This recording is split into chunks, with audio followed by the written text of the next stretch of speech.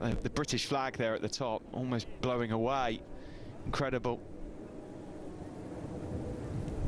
To representative there, Rick Crichton, just coming over to offer his congratulations to members of the Gresini racing team. As we mentioned briefly, Fabio the Gianantonio, their first podium finisher in Moto2 since Sam Lowe did it in Aragon back in 2016, so they've had to wait 5 years for it.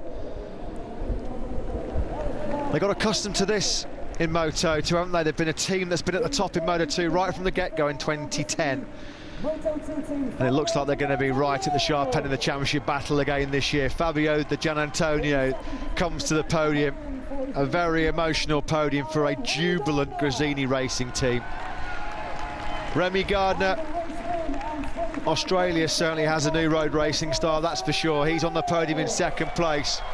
But here's your untouchable race winner tonight.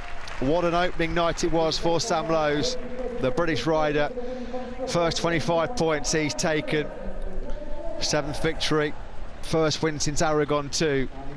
George Villegas, the FIM president, then hands over the race-winning prize to a very familiar face, Sam Lowe's crew chief, Gilles Bigot. Part of history, of course, way back in 1999 when he was Alex Crivier's crew chief in the 500cc World Championship, Spain's first ever Premier Class World Champion. What about this? An emotional, well-deserved third place for Fabio the Gianantonio, the 22-year-old Italian. His 19th career podium and 5th in the Moto2 World Championship. That one will feel very special indeed. Another podium then for Remi Gardner, the 23-year-old Australian, second place, 6th career podium for him, and back-to-back rostrums going into Qatar too. But here's your race winner, Joaquim Aristigui, from the Spanish authorities, then hands over the race-winning prize to Sam Lowe's 19th podium, 7th Grand Prix victory for the 30-year-old British rider.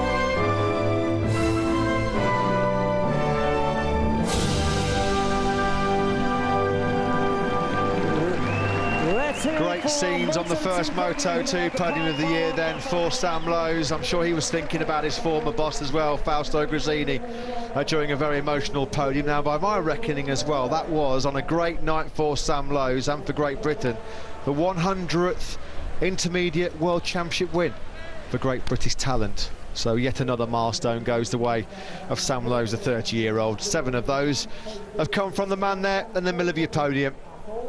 Yeah, great scenes here. Of course, don't go anywhere. You can see the grandstands are steadily filling with fans. It's so wonderful to see fans once more, because MotoGP is on the way next. Sam Lowe then takes the first 25 points of the Moto2 World Championship in 2021. A dominant win by just over 2 seconds from Aussie Remi Gardner. A very emotional podium for Fabio the Gianantonio and the Gresini racing squad. He got it on the last lap from Marco Bezzecchi. Outstanding debut for Ralph Fernandez in 5th. Joe Roberts was just ahead of the heroic Jake Dixon in 7th, with Schrotter, Ben Schneider from the front row and Jorge Navarro taking the top 10. What a Moto2 debut for Cameron Bobier.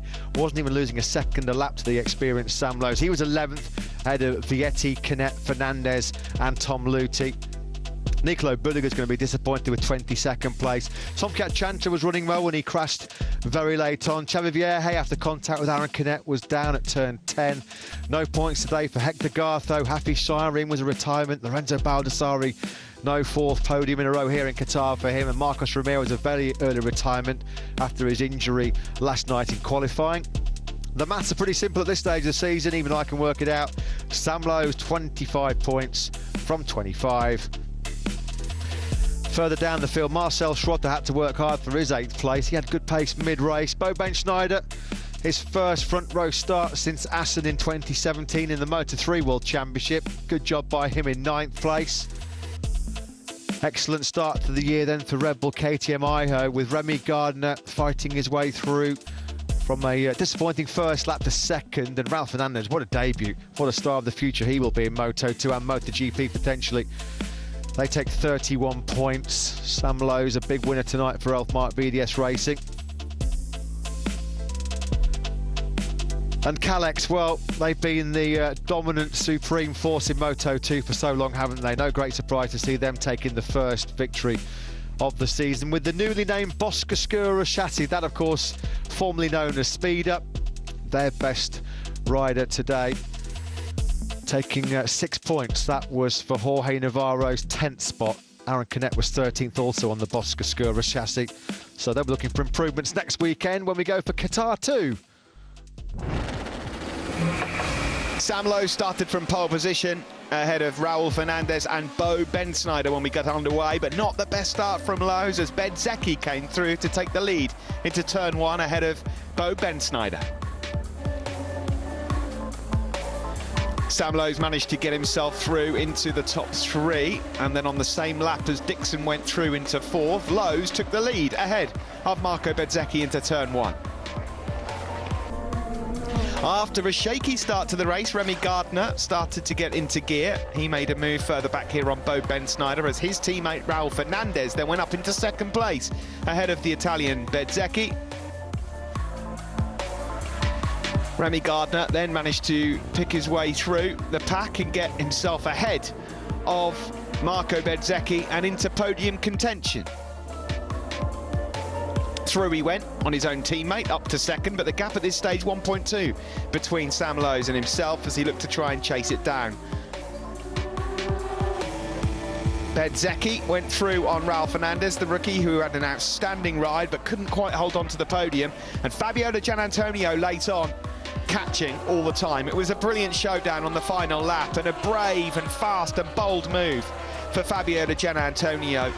Sam Lowe's wins in supreme style ahead of Remi Gardner, and an emotional 3rd place just for Fabio Digiantonio in tribute to the late Fausto Grassini. But it's Lowe's who takes the advantage into the next race here in Qatar next week. 25 points for him ahead of Gardner and Digiantonio. Brilliant racing from Moto2.